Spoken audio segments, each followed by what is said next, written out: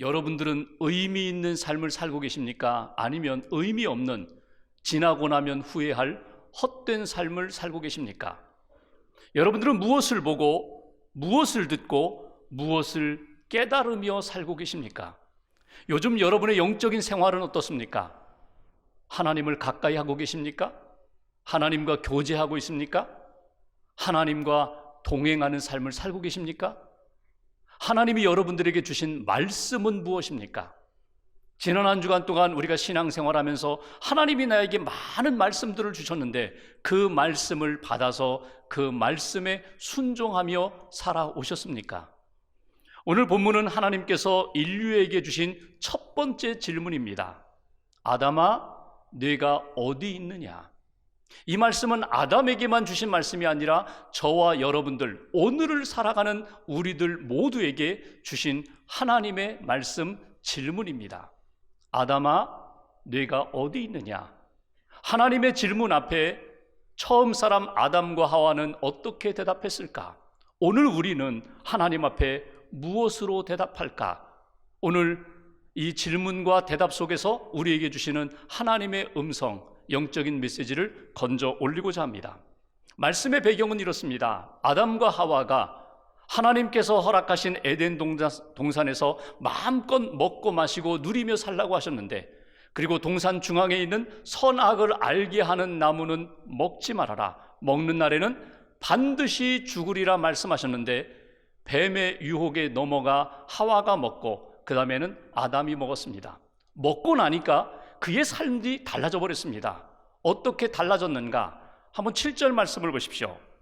7절에 보니까 그들의 눈이 밝아졌다고 했습니다. 그들의 눈이 밝아졌다는 것은 무엇입니까? 하나님처럼 눈이 밝아졌다는 이야기가 아닙니다. 그들이 죄로 인하여, 하나님 앞에 불순종함으로 인하여 그들이 부끄러움을 보게 되었다는 것입니다. 수치의 눈이 밝아졌다는 것입니다.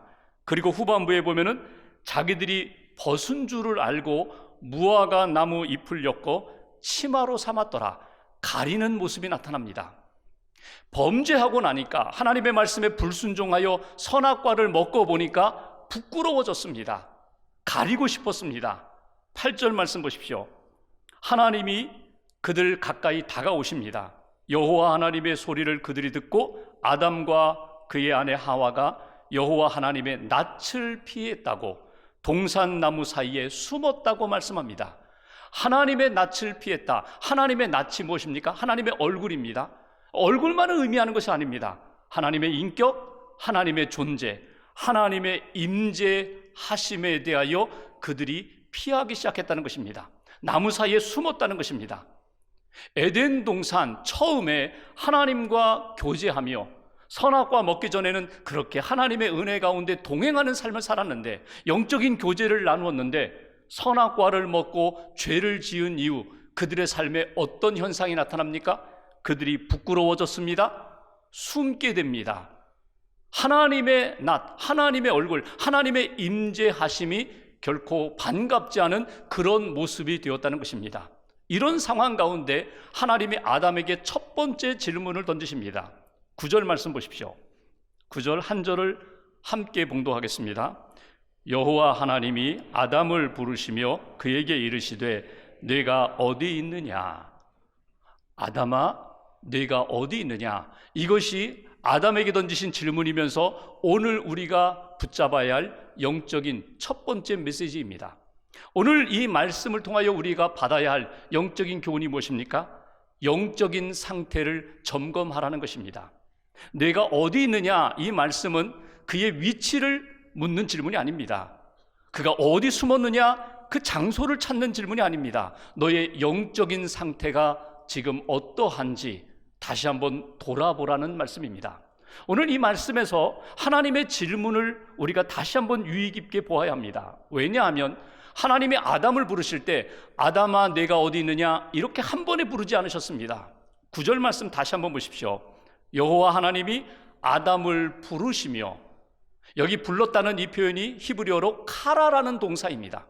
그냥 부르는 것이 아니라 아주 큰 소리로, 천둥 번개와 같은, 천둥 소리와 같은, 우레와 같은 소리로 아담이 듣지 못할 수 없도록 어쩔 수 없이 들을 수밖에 없도록 아주 큰 소리로 아담을 부르십니다. 아담아, 아담아. 그리고 이어서 그에게 이르시되, 여기 이른다는 이 표현은 사랑의 마음을 담아서 아주 부드럽게 권면하는 말로 아담에게 하시는 말씀입니다. 네가 어디 있느냐?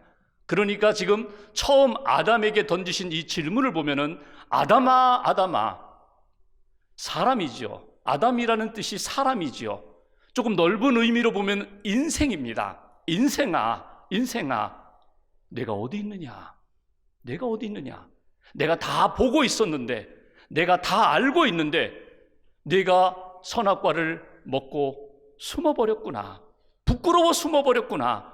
하나님 앞에 죄를 짓고 하나님의 얼굴을 피하여 숨어버렸구나. 너의 영적인 상태를 다시 한번 점검해 보라고.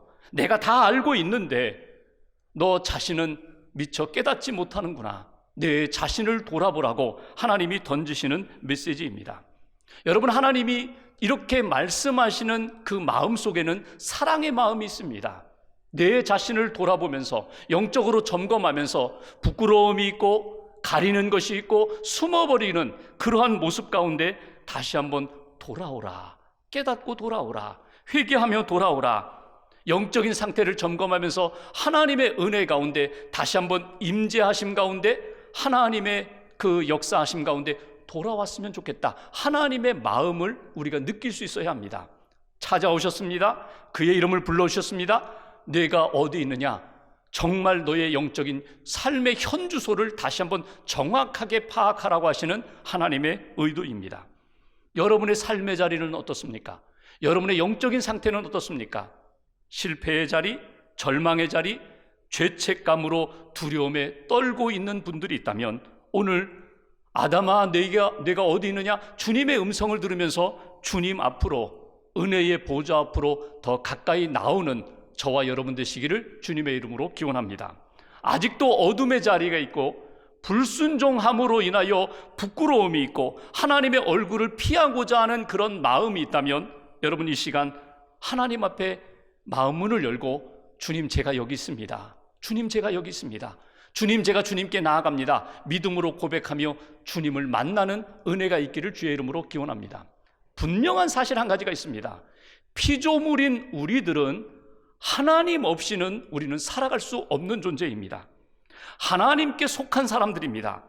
주님 없이는 한순간도 자유와 평안과 기쁨을 누릴 수 없는 존재라는 사실을 오늘 본문에서 우리는 꼭 놓치지 말아야 합니다. 인생아, 네가 어디 있느냐? 내 모습 그대로 주님 앞에 가져왔습니다. 주님, 받아주세요. 만나주세요. 붙들어주세요. 하나님 앞에 예배드리는 이 시간 주님께 맡기면서 은혜의 보좌 앞에서 주님을 만나는 저와 여러분 되시기를 주님의 이름으로 기원합니다. 두 번째로 10절 말씀을 보십시오. 10절 제가 봉독합니다. 내가 어디 있느냐 하나님이 물으시자 10절 아담이 대답합니다. 내가 동산에서 하나님의 소리를 듣고 내가 벗었기 때문에 두려워 숨었습니다. 아담은 이렇게 답변을 합니다. 하나님, 제가 벗어서 두렵습니다. 여러분, 죄를 짓기 전에도 그들은 벗고 있었습니다.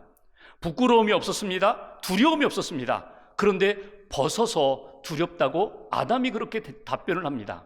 벗어서 두려운 것이 아니라 죄를 지었기 때문에 두려운 것입니다. 하나님이 있어야 할 자리에 있지 못했기 때문에 두려운 것입니다.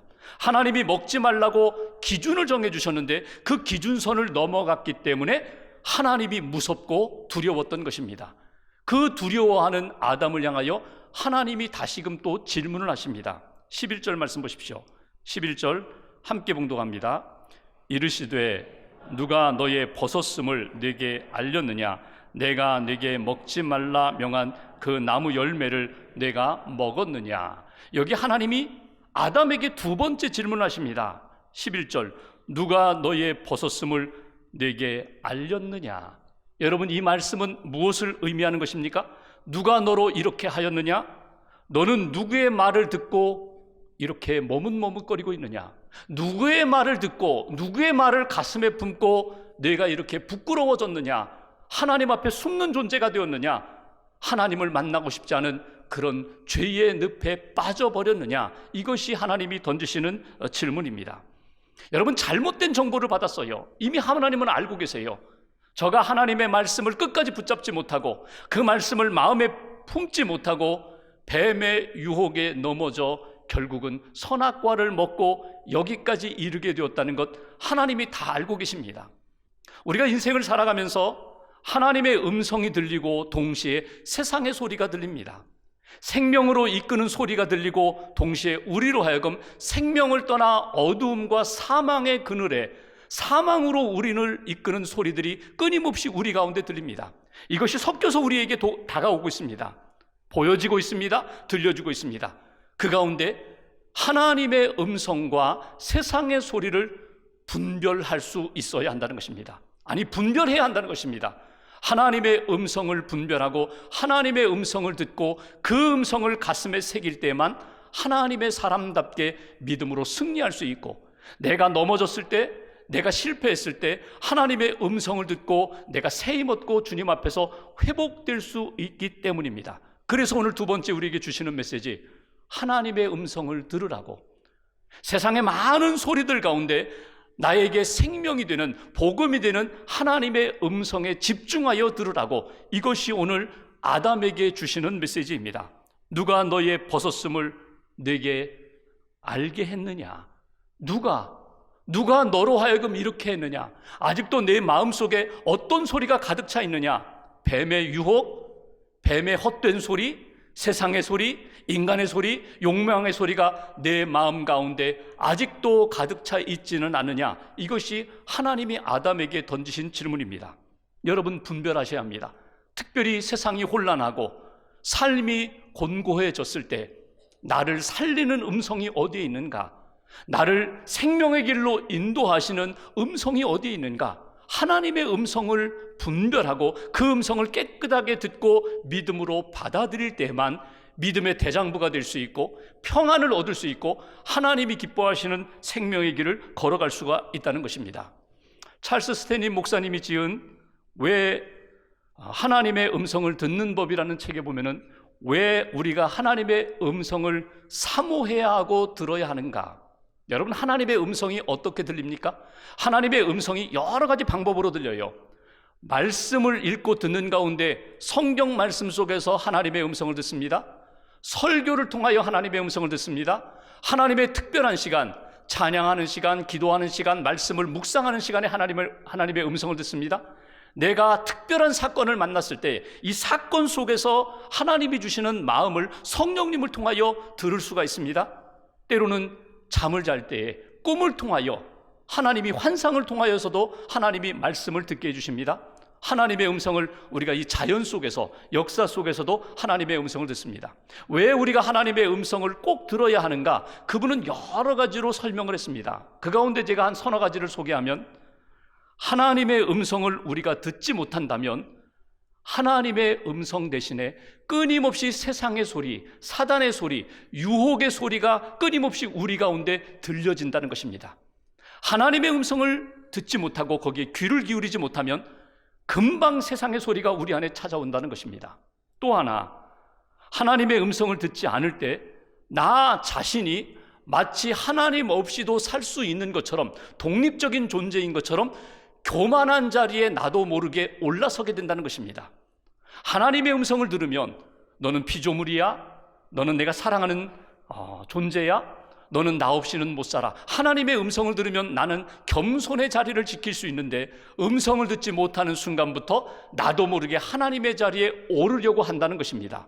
또 하나, 하나님의 음성을 듣지 못할 때 내가 지금 결정하고 판단해야 할 상황 가운데 하나님이 기뻐하시는, 영적으로 하나님이 기뻐하시는 뜻을 향하여 결정하지 못하고 인간적인, 욕망적인, 세상적인 방향으로 결정을 내리기 때문에 중요한 일이 있을 때 하나님의 음성, 하나님의 뜻에 집중하여 사모함이 우리에게 필요하다.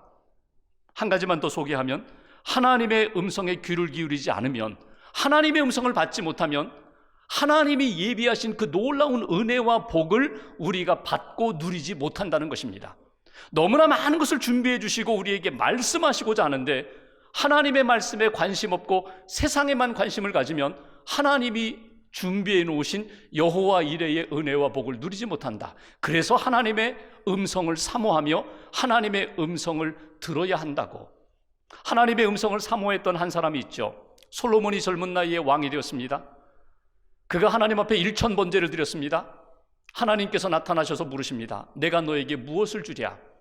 그는 부귀 장수를 구하지 않았습니다. 하나님, 듣는 마음을 저에게 주옵소서.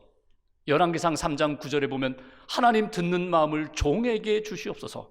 하나님의 음성을 듣게 해 주옵소서. 하나님이 원하시는 뜻을 듣게 해 주옵소서. 그래야 내가 선악을 분별할 수 있습니다. 재판할 때에 무엇이 선하고 무엇이 악한지를 판결할 수 있습니다. 하나님이 기뻐하셔서 솔로몬에게 지혜를 주셨잖아요. 듣는 마음을 허락하셨잖아요. 듣는 마음, 하나님의 음성을 들을 수 있다는 것은 이건 은혜요, 우리에게 주시는 가장 귀한 선물이라는 것. 오늘 아담에게 말씀하십니다. 너 아직도 세상의 소리에 내 마음이 차 있니? 아직도 뱀의 유혹에 내 마음이 어두워졌니? 하나님의 음성을 집중하여 들으라고, 복음을 들으라고, 생명의 소리를 들으라고 하신 그 음성을 저와 여러분들이 들을 수 있기를 주님의 이름으로 기원합니다. 마지막 12절 13절 말씀 보십시오.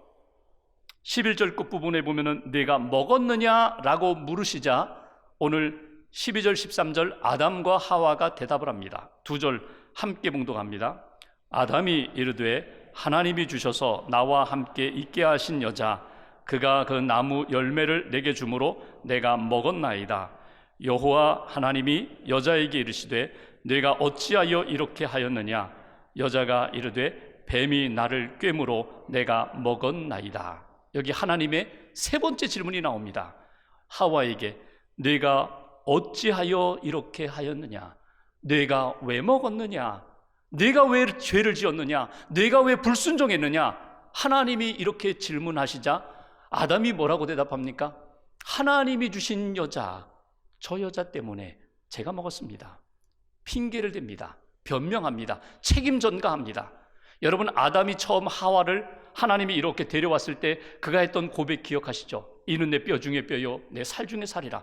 하나님 하나입니다. 하나님 너무 좋습니다. 너무 예쁩니다. 그렇게 사랑을 고백했던 아담이 실수한 다음에 너 왜 먹었느냐? 그러자 그 아내에게 모든 책임을 떠넘깁니다. 변명합니다.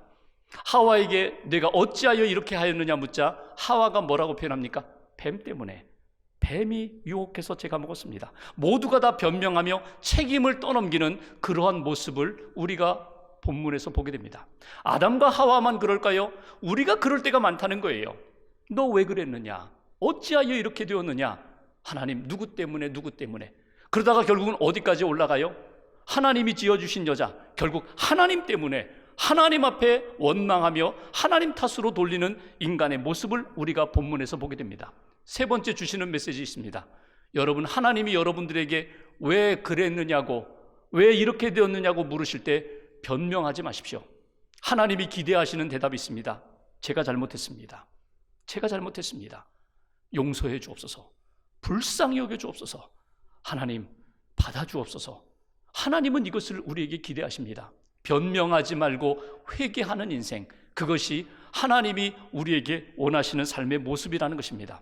다윗을 보시면 하나님이 다윗을 너무너무 좋아하셨어요. 성경에 보면은 내 사랑하는 종 다윗, 내 사랑하는 아들 다윗, 다윗을 그렇게 좋아하셨어요. 다윗이 하나님 앞에 죄를 짓지 않았기 때문에 하나님이 다윗을 그렇게 사랑하셨나요? 아닙니다. 죄의 질로 이야기하면 여러분, 다윗은요 간음했습니다. 그의 남편 우리아를 전쟁 깊숙한 곳에 들여보내서 자기는 손 하나 까딱 안 하고 전쟁 속에서 죽게 만들었던 그런 사람이 다윗입니다. 모든 것을 완전 범죄 꿈꾸면서 간음하고 살인하고 모든 걸 덮었던 그 다윗에게 하나님이 나단 선지자를 보내어서 내가 죄를 지었다고, 내가 죄인이라고 지적하시자 사무엘하 12장 13절에 보면은 다윗이 어떻게 합니까? 하나님 앞에 정직하게 고백합니다. 제가 죄를 범했습니다. 제가 죄인입니다. 제가 죄인입니다. 하나님이 그 회개를 받으셔서 용서해 주시고 다시금 솔로몬 평화의 아들로 그의 삶을 회복시켜 주시잖아요. 하나님이 우리에게 주시는 귀한 복음이 있습니다.